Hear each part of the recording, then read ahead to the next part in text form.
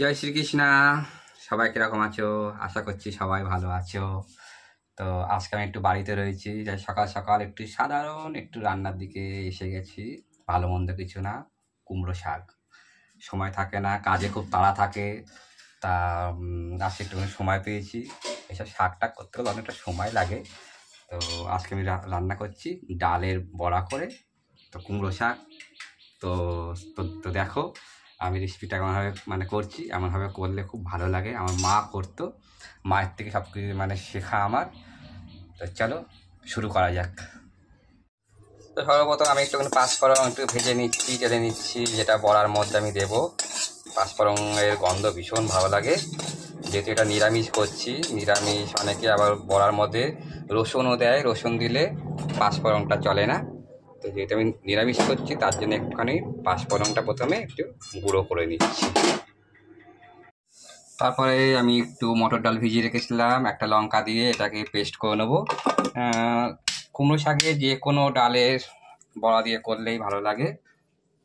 ছোলার ডাল মটর ডাল করলে বেশি একটু স্বাদ বাড়ে, তা আমি আজকে মটর ডাল দিয়ে করছি।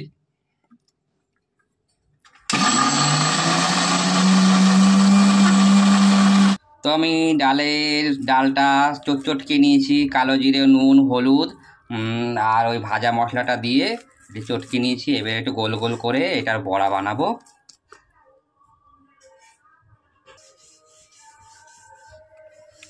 তোমার তেল গরম হয়ে গেছে, এবার আমি বড়াগুলো গোল গোল করে ভাজতে লাগবো।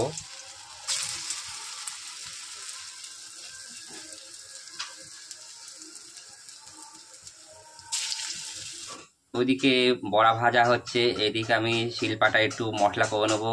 দেখো নিয়েছি একটু সর্ষে, জিরে আর পোস্ত আর আদা আর কাঁচা লঙ্কা, এইগুলো আমি ভালো করে একটু পেস্ট করে নেবো।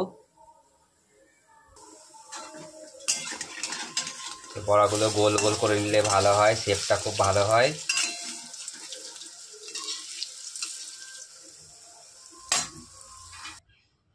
তো দেখো আমার বড়াগুলো কি সুন্দর গোল গোল করে ভাজা হয়ে গেছে, মুচমুচে হয়েছে খুব সুন্দর।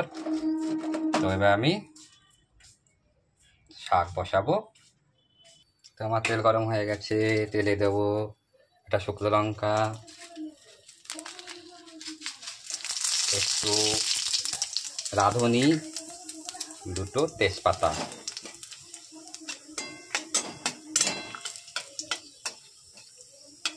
আলুগুলো একটুখানি ভেজে নেবো লাল লাল করে।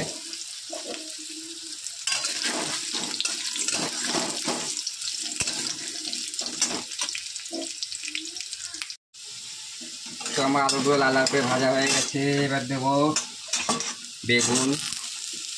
বেগুন বেশি ভাজবো না, বেগুনগুলো খুব কচি আছে, যদি একটু বাড়তি হতো তাহলে একটু ভেজে নিতে হতো।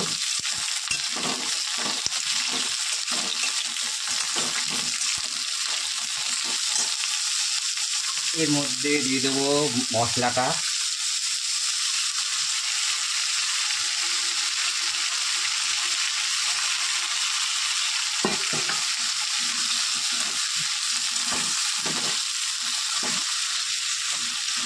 দিয়ে দেবো আন্দাজ মতো নুন,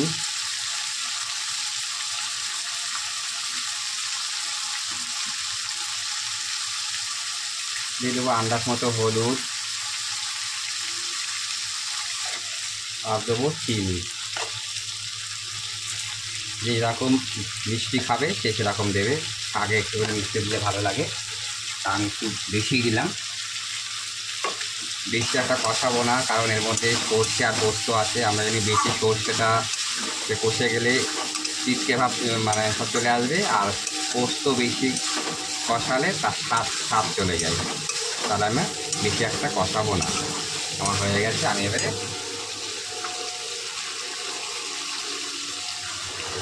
কুমড়ো শাকটা দিয়ে দেবো।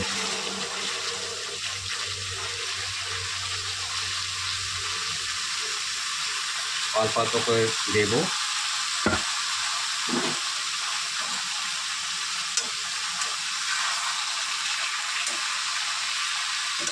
অনেকটা কমে গেছে, আমি বাকি শাকটাও দেবো।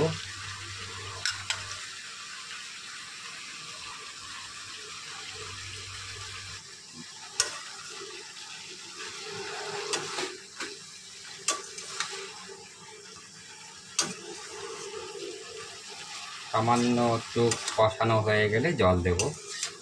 জলের পরিমাণটা বেশি দিতে হবে আমায়।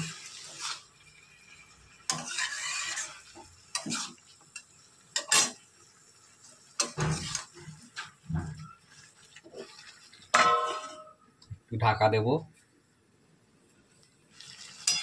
তো দেখো এটা সামান্য কষানো হয়ে গেছে, এবার আমি জল দেব। জলের পরিমাণটাই বেশি দেবো, কারণ এটা ঝোল ঝোল হবে, যেহেতু আমি বড়া দিয়ে করছি, তার জন্য একটু ঝোল ঝোল রাখতে হবে। বেশি ঝোল না, একটু মাখা মাখা ঝোল ঝোল রাখতে হবে, তার জন্য আমি জলের পরিমাণটা আন্দাজ করেই দেব। এটা সিদ্ধ হোক। এবার একটু পিটুলি দেওয়ার জন্য আমি একটু গোবিন্দভোগ চাল নিয়েছি, এটা একটু শিলে বেটে নেবো। অনেকে বাড়িতে গোবিন্দভোগ চাল না থাকলেও তারা আটাও দিতে পারো, কিংবা আতপ চাল থাকলে আতপ চালেরও গুঁড়ো দিতে পারো। তাহলে একটু কুমড়ো শাকের লাস্টে একটু পিটুলি দিলে খুব ভালো স্বাদ হয়। আর গোবিন্দভোগ চালে পিটুলিটা দিলে তো আলাদা রকম সেন্ট বেরোবে, আলাদা রকম একটা স্বাদ, একটা স্বাদের সৃষ্টি হবে। পিটুলিটা মাস্ট যে কোনো শাক পাতায়, মানে একটু যে কোনো ঘন্টতে লাস্টে একটু পিটুলি দিলে খুব ভালো স্বাদ বাড়ে।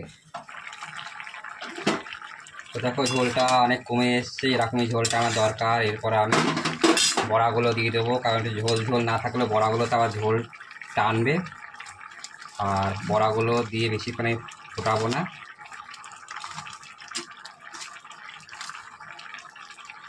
বড়া দেওয়ার আগে নুন ঝাল মিষ্টিটা ভালো করে চেক করে নেবে।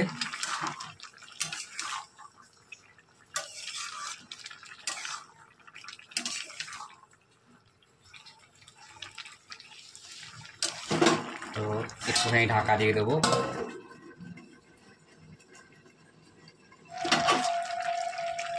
তো দেখো আমার প্রায় হয়েই গেছে। এবার আমি গোবিন্দভোগ চালের এই পিটুলিটা দেবো এবারে।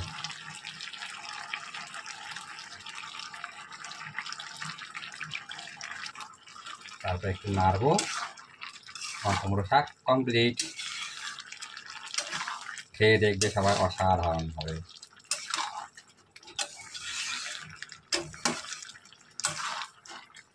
চালের পিটুলিটা দিলে একটু মাখা মাখা হয়, আর স্বাদ একটু অপরূপ হয়, গন্ধটাও খুব দারুণ হয়। যেহেতু গোবিন্দভোগ চালের পিটুলি, গন্ধটা আরোই সুন্দর হবে। এরকম একটা নিরামিষ ডিশ থাকলে তো এক থালা ভাত খেয়ে নেবে সব বাঙালিরা।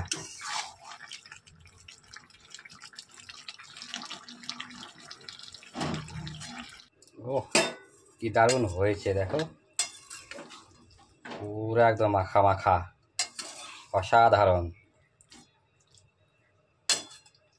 নিজে রান্না করছি বলে সে বলছি না, দারুণ হয়েছে। তোমরাও করে দেখো, তাহলেই এমনভাবে করে দেখো, তাহলেই বুঝতে পারবে যে কীরকম হয়। তো বাই বাই, আমার রান্না কমপ্লিট। সবাই ভালো থাকো, এমনভাবে কুমড়ো শাক সব করে খাও। আর আমার রান্নাটা কীরকম হলো সবাই একটু একটু কমেন্টস করো। আর এরকম সাধারণ রান্না একটু সবাই দেখতে চাইলে আমার চ্যানেলটাকে একটুখানি সাবস্ক্রাইব করে রাখবে, তাহলে আমার সুবিধা হবে, মানে তোমাদের কাছে আমার রান্নাগুলো মানে পৌঁছেই যাবে। তো বাই বাই, গুড নুন।